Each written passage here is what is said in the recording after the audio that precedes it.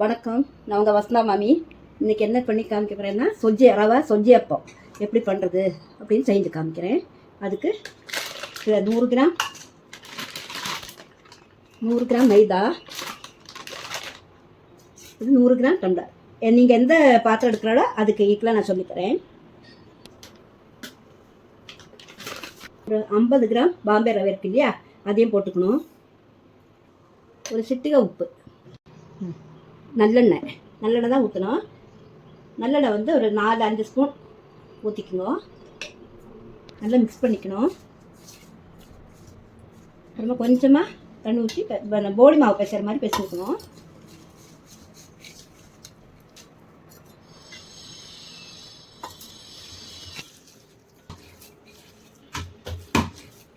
கொஞ்சமாக எண்ணெய் ஊற்றிக்கணும். அது கையில் ஒட்டக்கூடாது.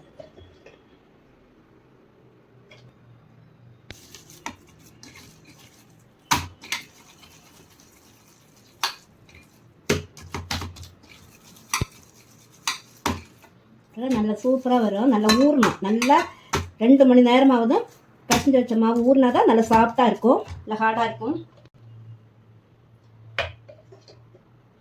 கொஞ்சமாக எண்ணெய் ஊற்றி மூடி வச்சுடுவோங்க. 2 மணி நேரம் ஊறட்டும். அப்புறம் சொஜ்ஜி எப்படி பண்ணுறதுன்னு நான் செஞ்சு காமிக்கிறேன். இதே பத்துக்கு சொஜ்ஜி எப்படி பண்ணுறதுன்னு காமிக்கிறேன்.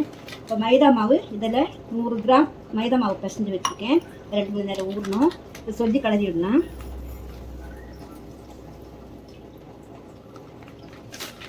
இப்போ வந்து அதில் 1 டம்ளர் மைதா, 1/2 டம்ளர் ரவை வச்சு பசஞ்சிருக்கேன். இப்போ அது 3/4 டம்ளர் சொஜ்ஜி கலர்னா அதுக்கு ஈக்குவலாக கரெக்டாக இருக்கும். இப்போ மாதிரி இடுப்பச்சட்டியில் ரவையை சொஜ்ஜி இது பண்ணிக்கணும். அதுக்கு சுடு தண்ணி வச்சு பண்ணால் சீக்கிரமாக முடிஞ்சிடும்.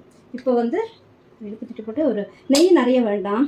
சொஜ்ஜி அப்பத்துக்கு நெய் கம்மியாக போதும். சொஜ்ஜி கலர்றதுக்கு 1 ஸ்பூன் இருந்தாலே போதும். ரவையை போட்டுக்கலாம்.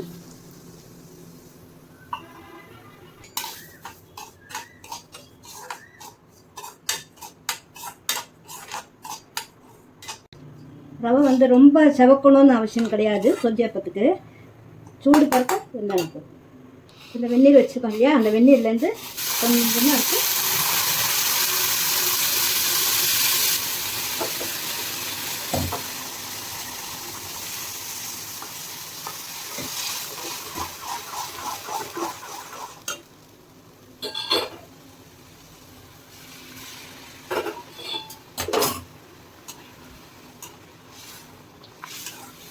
ரொம்ப கேசரிக்கிறாரு மாதிரி ரொம்ப வேகணும்னு அவசியம் இல்லை.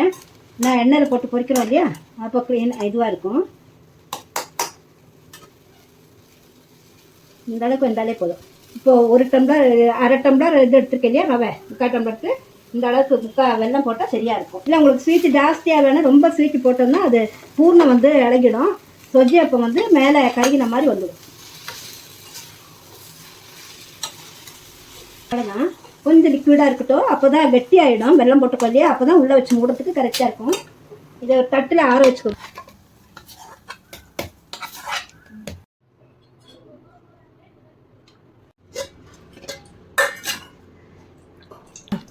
நல்லா அழுத்தி பசஞ்சு விடணும். நல்லா ஊறி போச்சு வச்சுருக்கேன். எண்ணெய் காயத்துக்குள்ளே நம்ம உருட்டி வச்சு நட்டுறதுக்கு ஈஸியாக இருக்கும்.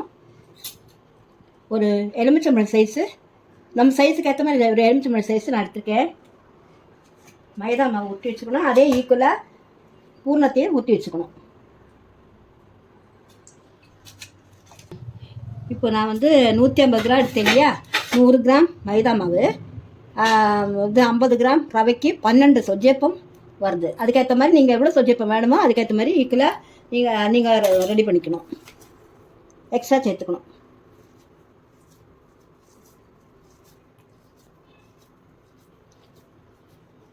அதே மாதிரி இதையும் 12 உருண்டை ரெடி பண்ணி வச்சுக்கணும். இப்போ மாவும் பூர்ணமும் ஊட்டி வச்சாச்சு. நான் வந்து பால் கவர் தான் வச்சுட்டுருக்கேன். இலை இருந்தால் இலையில தட்டிக்கலாம். எங்கிட்ட இலை இல்லை, அதனால நான் பால் கவரில் தட்டுறேன். இப்படி தட்டிக்கணும். மாவை முதல்ல இந்த மாதிரி தட்டிக்கணும். இந்த ஊற்றி வச்சுருக்கோம் இல்லையா, அந்த மாவை வந்து உள்ளுக்குள்ளே வச்சு நம்ம குழக்கட்டைக்கெல்லாம் மூடுற மாதிரி வச்சு மூடிக்கணும். இதோ ஃபுல் கவர் பண்ணிக்கணும். பூர்ணம் வெளியில் வராதபடியாக மூடிக்கணும். அந்த மாதிரி எல்லா பூர்ணத்தையும் மூடி வச்சுக்கணும். மாவு இந்த மாதிரி ஊறினா தான் இந்த மாதிரி அழகாக தட்டை வரும். இல்லைன்னா விண்டு விண்டு போகும், பூர்ணம் எல்லாம் வெளியில் வந்துடும், தீஞ்சு போயிடும். இப்போ எல்லாத்தையும் பூர்ணத்தை வெளியில் இந்த சொஜ்ஜியை உள்ளே வச்சு நல்லா பூர்ணம் வெளியில் வராதபடியே மூடியாச்சு.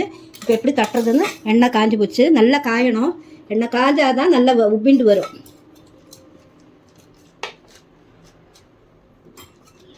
இப்படி வச்சு தட்டணும், பூர்ணம் வெளியில் வராமல் நல்லா இப்படி வச்சு தட்டணும்.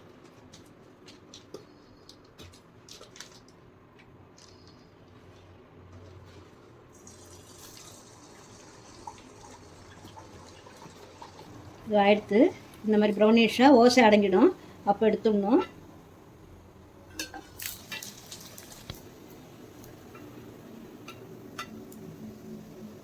இப்போ வைக்கும்போது அப்படியே கீழே வைக்கக்கூடாது, இப்படி சாய்ச்சா மாதிரி வைக்கணும். ஏன்னா உள்ள பூர்ணம் இருக்குது, அதனால எண்ணெய் பிடிச்ச மாதிரி இருக்குது. இப்படி வச்சா எண்ணெய் இல்லாமல் இருக்கும். போட்டாச்சு, ரொம்ப நல்லா சூப்பராக இருக்கும். இதே மாதிரி நீங்களும் செஞ்சு பாருங்கள். இந்த வீடியோ உங்களுக்கு பிடிச்சிருந்ததுன்னா சப்ஸ்கிரைப் பண்ணுங்கள், லைக் பண்ணுங்கள். நன்றி, வணக்கம்.